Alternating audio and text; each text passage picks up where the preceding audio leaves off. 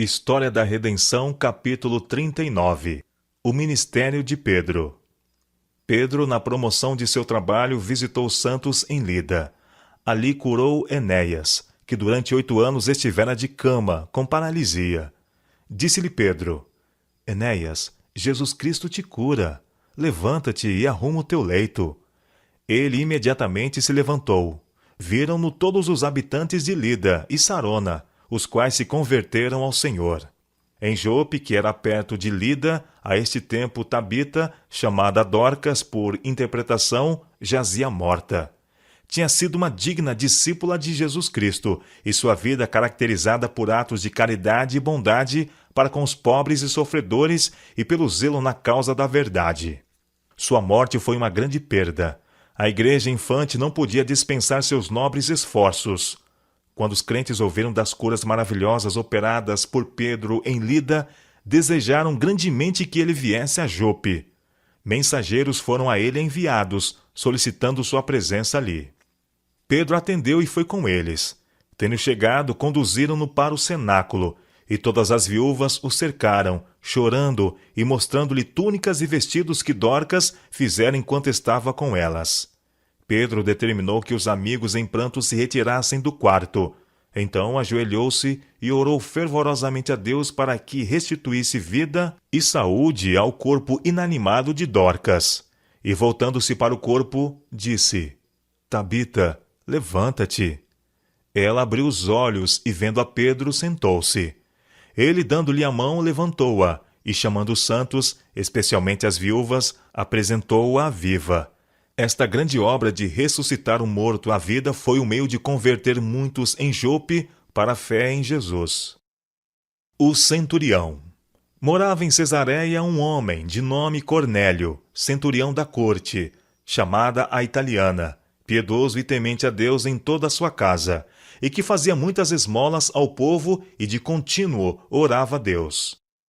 Embora Cornélio fosse romano, ele se tornara familiarizado com o verdadeiro Deus e renunciara à idolatria. Era obediente à vontade de Deus e o adorava com sincero coração.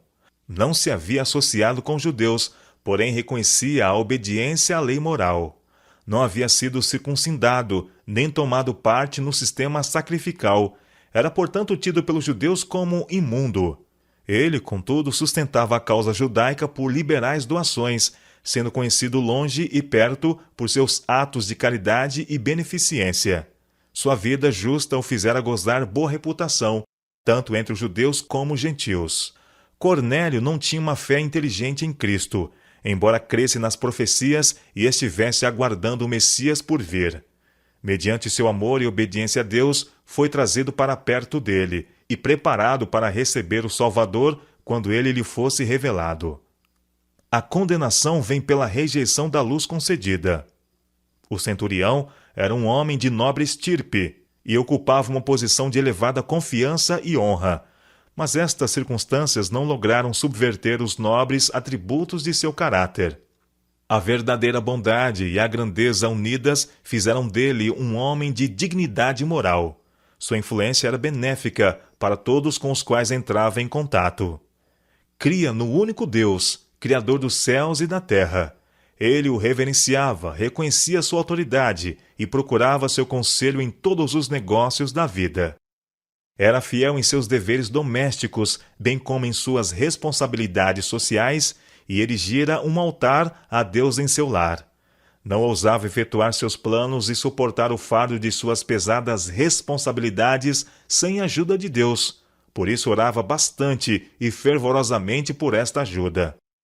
A fé assinalava todas as suas obras, e Deus o considerava pela pureza de suas ações e liberalidade, e dele se aproximou em palavra e espírito. O anjo visita Cornélio. Enquanto Cornélio estava orando, Deus lhe enviou um mensageiro celestial que se lhe dirigiu pelo nome. O centurião ficou temeroso, contudo sabia que o anjo fora enviado por Deus para instruí-lo, e disse: Quem é, Senhor? E o anjo lhe disse: As tuas orações e as tuas esmolas subiram para a memória diante de Deus. Agora envia mensageiros a Jope e manda chamar Simão, que tem por sobrenome Pedro. ele está hospedado com Simão, o curtidor, cuja residência está situada à beira-mar. Aqui, outra vez, Deus mostra sua consideração pelo ministério do Evangelho e por sua igreja organizada. Seu anjo não seria aquele que contaria a Cornélio a história da cruz. Um homem, sujeito às fraquezas humanas e tentações como ele próprio, devia instruí-lo quanto ao crucificado, ressurreto e assunto salvador. O mensageiro celestial foi enviado com o expresso propósito de colocar Cornélio em associação com o ministro de Deus, que lhe ensinaria como ele e sua casa podiam ser salvos. Cornélio alegremente obedeceu à mensagem e despachou mensageiros imediatamente à procura de Pedro, de acordo com as instruções do anjo. As minúcias destas informações, nas quais se mencionavam até a ocupação do homem de quem Pedro partilhava o lar, mostram que o céu está bem informado da história e dos negócios dos homens em quaisquer condições de vida. Deus está familiarizado com a ocupação diária do humilde operário, bem como da do rei sobre o trono. A avareza, a crueldade, os crimes secretos e o egoísmo dos homens são dele conhecidos, bem como seus bons atos, a caridade, a liberalidade e a bondade. Nada é oculto de Deus. A visão de Pedro.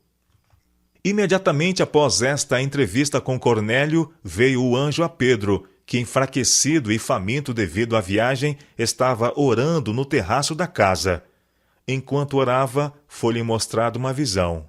Então viu o céu aberto, e descendo um objeto como se fosse um grande lençol, o qual era baixado à terra, pelas 4 pontas, contendo toda sorte de quadrúpedes, répteis da terra e aves do céu. E ouviu-se uma voz que se dirigia a ele: Levanta-te, Pedro, mata e come. Mas Pedro replicou: De modo nenhum, Senhor, porque jamais comi coisa alguma comum e imunda. Segunda vez a voz lhe falou: Ao que Deus purificou, não consideres comum. Sucedeu isto por 3 vezes, e logo aquele objeto foi recolhido ao céu. Aqui nós podemos perceber a operação do plano de Deus para pôr a máquina em movimento, pela qual sua vontade pode ser feita na terra como é feita no céu. Pedro não tinha ainda pregado o evangelho aos gentios. Muitos deles tinham sido interessados ouvintes das verdades que ele ensinava. Porém, o muro de separação, que a morte de Cristo havia posto abaixo, ainda existia na mente dos apóstolos e excluíam gentios dos privilégios do evangelho. Os judeus gregos tinham recebido a obra dos apóstolos, e muitos deles corresponderam àqueles esforços aceitando a fé em Jesus. Mas a conversão de Cornélio ia ser a primeira de importância entre os gentios. Pela visão do lençol e seu conteúdo baixado do céu, Pedro devia ser despido de seu apegado preconceito contra os gentios e entender que, mediante Cristo, todas as nações seriam participantes das bênçãos e privilégios dos judeus e seriam assim igualmente beneficiadas com ele. Alguns têm afirmado que esta visão significa que Deus removeu sua proibição do uso de carne de animais que fora primeiramente chamados imundos e que por causa disso a carne de porco servia para alimento.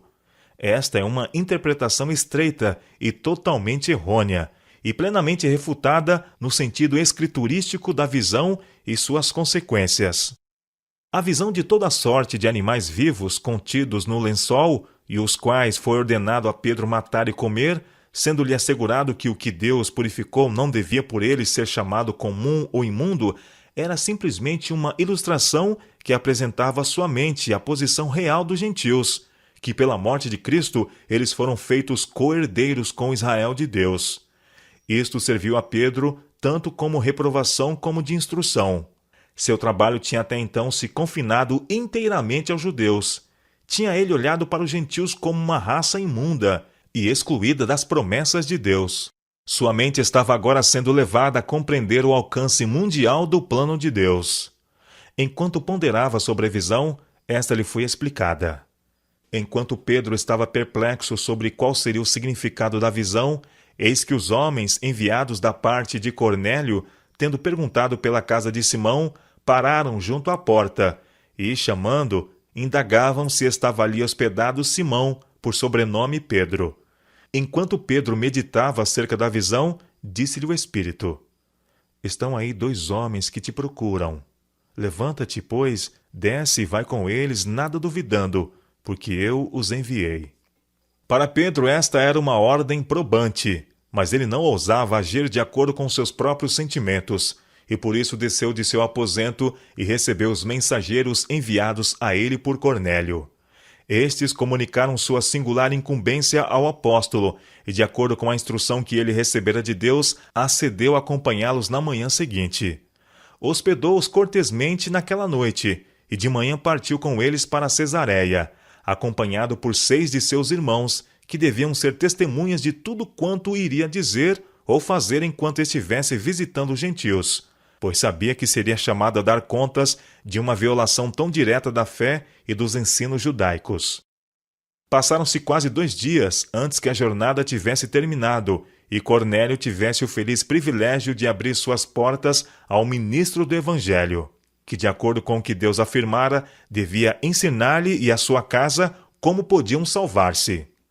Enquanto os mensageiros desempenhavam sua incumbência, o centurião já havia reunido tantos quantos fora possível de seus parentes, a fim de que eles, como ele próprio, pudessem ser instruídos na verdade. Quando Pedro chegou, um grande número estava reunido, esperando ansiosamente para ouvir suas palavras. A visita a Cornélio. Entrando Pedro na casa do gentil, Cornélio não o saudou como a um visitante comum, mas como a alguém honrado pelo céu, a ele enviado por Deus. É costume oriental curvar-se perante um príncipe ou qualquer alto dignatário, e curvarem-se as crianças perante seus pais, que são honrados com posições de confiança. Mas Cornélio, tomado de reverência pelo apóstolo enviado por Deus, caiu aos seus pés e o adorou. Pedro foi presa de horror por esse ato do centurião e levantou-o dizendo: Ergue-te, que eu também sou homem. Começou a falar com ele de modo familiar, a fim de remover o senso de respeito e extrema reverência com que o centurião o considerava. Tivesse sido Pedro investido com a autoridade e posição concedidas a ele pela Igreja Católica Romana, teria estimulado, ao invés de reprimir, a veneração de Cornélio. Os assim chamados sucessores de Pedro requerem que reis e imperadores se curvem a seus pés, porém o próprio Pedro declarou ser apenas um homem falível, sujeito a erro. Pedro falou a Cornélio e aos que estavam reunidos em sua casa, concernente ao costume dos judeus, que lhes era considerado ilícito misturarem-se socialmente com gentios, pois implicava em contaminação cerimonial. Isto não era proibido pela lei de Deus, mas a tradição dos homens havia feito disso um costume obrigatório. Disse ele: Vós bem sabeis que é proibido a um judeu ajuntar-se ou mesmo aproximar-se a alguém de outra raça. Mas Deus me mostrou que a nenhum homem considerasse comum ou imundo. Por isso, uma vez chamado, vim sem vacilar. Pergunto, pois, por que razão me mandaste chamar? Imediatamente Cornélio relatou sua experiência e as palavras do anjo que lhe havia aparecido em visão. Concluindo, disse: Portanto, sem demora mandei chamar-te, e fizeste bem em vir. Agora, pois, estamos todos aqui, na presença de Deus, prontos para ouvir tudo o que te foi ordenado da parte do Senhor. Então falou Pedro, dizendo: Reconheço por verdade que Deus não faz acepção de pessoas. Pelo contrário, em qualquer nação, aquele que o teme e faz o que é justo, lhe é aceitável. Embora Deus tivesse favorecido os judeus sobre todas as outras nações, ainda assim, rejeitando a luz e não vivendo segundo sua profissão, não seriam mais exaltados em sua estima do que as demais nações. Não seriam mais exaltados em sua estima do que as demais nações.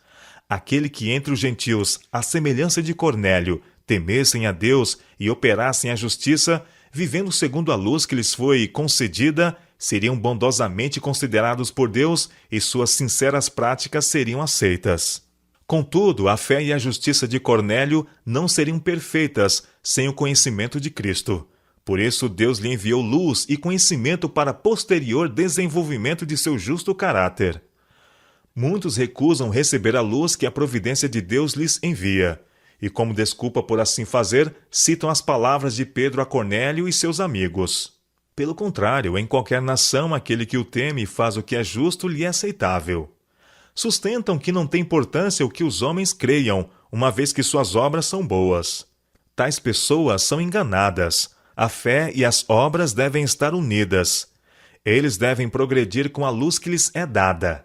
Se Deus os coloca em associação com seus servos que receberam nova verdade, confirmada pela palavra de Deus, devem aceitá-la com alegria. A verdade é progressiva e ascendente. Por outro lado, os que clamam que apenas sua fé pode salvá-los estão confiando em um vínculo frágil, pois a fé é robustecida e tornada perfeita somente pelas obras. Os gentios recebem o Espírito Santo. Pedro anunciou Jesus ao grupo de atentos ouvintes. Sua vida, ministério, milagres, traição, crucifixão, ressurreição e ascensão, e seu trabalho no céu como representante e advogado do homem, intercedendo a favor dos pecadores. Enquanto o apóstolo falava, seu coração foi inundado do Espírito da verdade de Deus, que anunciava ao povo. Seus ouvintes estavam atraídos pelos ensinos que ouviam, pois seus corações haviam sido preparados para receber a verdade. O apóstolo foi interrompido pela descida do Espírito Santo, como foi manifestada no dia de Pentecostes. E os fiéis que eram da circuncisão, que vieram com Pedro, admiraram-se, porque também sobre os gentios foi derramado o dom do Espírito Santo, pois os ouviam falando em línguas e engrandecendo a Deus. Então perguntou Pedro: porventura pode alguém recusar a água, para que não sejam batizados estes, que assim como nós receberam o Espírito Santo? E ordenou que fossem batizados em nome de Jesus Cristo. Então lhe pediram que permanecesse com eles por alguns dias. O derramamento do Espírito Santo sobre os gentios não foi o equivalente do batismo. Os passos requeridos na conversão em todos os casos são fé, arrependimento e batismo. Desse modo, a verdadeira igreja cristã está unificada em um Senhor, uma fé e um batismo. Temperamentos diversos são modificados pela graça santificadora, e os mesmos princípios distintivos regulam a vida de todos. Pedro cedeu às súplicas dos crentes gentios e permaneceu com eles por algum tempo, pregando a Jesus a todos os gentios das proximidades. Quando os irmãos da Judéia ouviram que Pedro tinha pregado aos gentios e que se havia encontrado com eles e comido em suas casas, ficaram surpresos e ofendidos por tão estranho procedimento de sua parte. Temiam que tal conduta, que lhes parecia presunçosa, tendessem a contradizer seus próprios ensinamentos. Tão logo Pedro os visitou, eles os receberam com severa censura, dizendo: entraste em casa de homens incircuncisos e comeste com eles. Ampliando a visão da igreja. Então Pedro, polidamente, apresentou todo o assunto perante eles, relatou sua experiência com respeito à visão e alegou que isso advertia a não mais observar a distinção cerimonial da circuncisão e incircuncisão, bem como a não considerar os gentios imundos, pois Deus não faz acepção de pessoas. Informou-lhes da ordem de Deus para ir aos gentios, a vinda dos mensageiros, sua viagem a Cesareia e o encontro com Cornélio e o grupo reunido em sua casa. Sua precaução foi manifestada a seus irmãos pelo fato de, embora ordenado por Deus para ir à casa de um gentil, ter tomado consigo 6 dos discípulos então presentes, como testemunhas de tudo quanto dissesse ou fizesse ali. Tornou a contar a substância de sua entrevista com Cornélio, na qual este lhe contara a visão, pela qual foi instruído a enviar mensageiros a Jope, a fim de trazer Pedro, para que este lhe dissesse as palavras, mediante as quais ele e toda a sua casa pudessem ser salvos. Relatou os eventos de seu primeiro encontro com gentios, dizendo: quando, porém, comecei a falar, caiu o Espírito Santo sobre eles, como também sobre nós no princípio.